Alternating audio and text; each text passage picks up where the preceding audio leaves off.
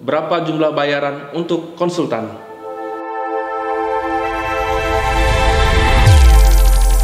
Halo teman-teman Citra Indonesia, apa kabarnya? Masih bersama saya Yuki di sini dalam channel Citra Indonesia. Kawan-kawan, kali ini kita akan membahas terkait dengan pilkada, yaitu berapa jumlah bayaran untuk konsultan. Kali ini kita akan menanyakan dengan Pak Yanto. Pak Yanto, saya akan sedikit menanyakan, berapa sih Pak bayaran untuk seorang konsultan? Apa saja sih Pak ukurannya seperti itu Pak? Ya, Mas Yuki, saya mungkin pada edisi kali ini lebih dulu saya minta maaf kepada kawan-kawan konsultan karena saya harus agak sedikit membongkar kondisi konsultan terkait backgroundnya maupun jumlah bayarannya. Ini kenapa saya lakukan? Karena agar nama baik kita sebagai konsultan politik itu clear di mata para klien. Karena sampai sekarang banyak juga orang-orang, terutama mantan-mantan klien, itu menganggap bahwa konsultan politik itu hanya ingin enaknya saja, ingin menangnya saja. Karena kebanyakan kawan-kawan konsultan politik ini dianggap lepas tangan gitu, cuci tangan ketika ketika klien mereka kalah, padahal mereka sudah dibayar sangat mahal, bisa ratusan juta bahkan bermiliar rupiah mereka dibayar. Nah, saya ingin memberikan beberapa petunjuk kepada calon klien yang ingin menyewa seorang konsultan. Pertama kali klien itu harus mengecek latar belakangnya, latar belakang pendidikannya, latar belakang pengalamannya. Kebanyakan selalu yang diperiksa itu adalah apakah konsultan ini sudah memenangkan klien atau belum gitu. Padahal ini tidak jadi ukuran karena banyak sekali hal-hal yang membuat seorang konsultan itu gagal memenangkan kliennya.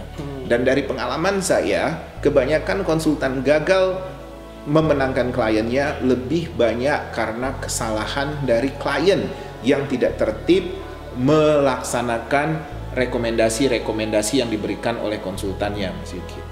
Kesannya Pak Yanto membela konsultan nih? Ya, saya harus memaparkan ini agar fair gitu. Saya bukan membela konsultan, saya justru memberikan gambaran agar klien berhati-hati karena konsultan itu punya banyak alasan ketika kliennya kalah.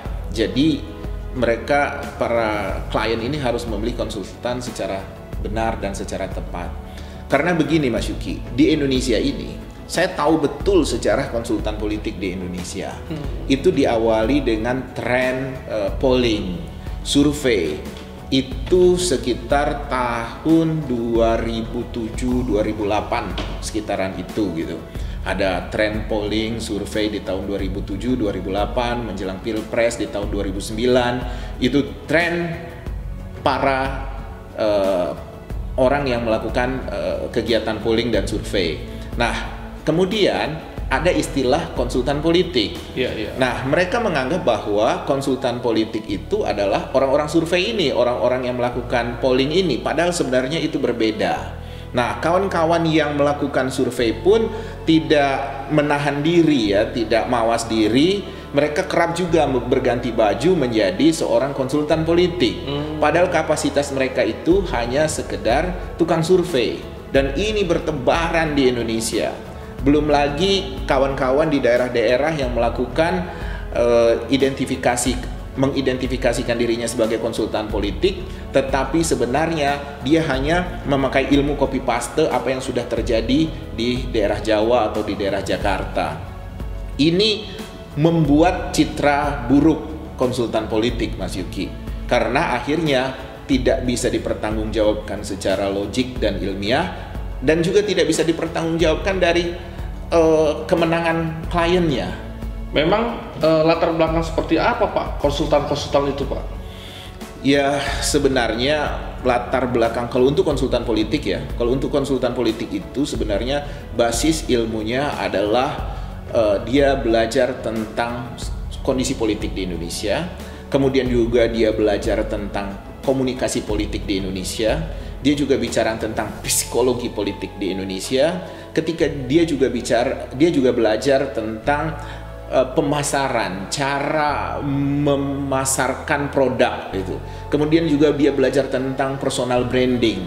Nah, rata-rata konsultan itu seharusnya ya, konsultan yang baik itu dia belajar tentang marketing mix, tentang communication mix, communication tools, kemudian tentang media planning. Mereka juga harus belajar itu gitu. Nggak sekedar cuma belajar tentang kekuatan-kekuatan politik di Indonesia, kekuatan-kekuatan politik di daerah-daerah di Indonesia. Nah, yang menjelma menjadi konsultan politik di Indonesia adalah kebanyakan orang yang tidak belajar tentang marketing mix, tidak belajar tentang marketing communication mix, tentang personal branding. Mereka tidak belajar itu. Mereka muncul dari kemampuan mereka melakukan survei dan melakukan polling. Nah, teman-teman yang di survei ini backgroundnya berbeda-beda, Mas Yuki, dan kebanyakan mereka adalah orang-orang teknik. Malah saya ketemu ada yang lulusan teknik kimia, ada yang lulusan geografi, semacam itu gitu. Bagaimana dia mengerti tentang ilmu pemasaran, bagaimana dia memikirkan tentang personal branding kalau dia tidak punya background seperti itu. Itulah kenapa rata-rata dia mengaku konsultan politik. Ketika kliennya bicara tentang money politics, dia tangkap dan dia akomodir. Karena apa? Karena backgroundnya adalah orang survei, orang polling. Survei dan polling itu sering kali bicara tentang frekuensi. Nah, mereka mengasosiasikan kekuatan finansial itu untuk bisa mereka pakai sebagai langkah atau senjata melakukan tindakan-tindakan berulang untuk meyakinkan pemilih untuk memenangkan kliennya. Nah, kalau begitu Pak Yanto, banyak nggak konsultan politik di Indonesia, Pak? Ya, kalau yang mengaku konsultan politik di Indonesia banyak, Mas Yuki. Tapi yang sebenar-benarnya konsultan politik di Indonesia itu bisa dihitung dengan jari. Saya tahu persis karena latar belakang saya, teman-teman saya, kemudian pengalaman saya berkecimpung dalam dunia konsultan politik ini.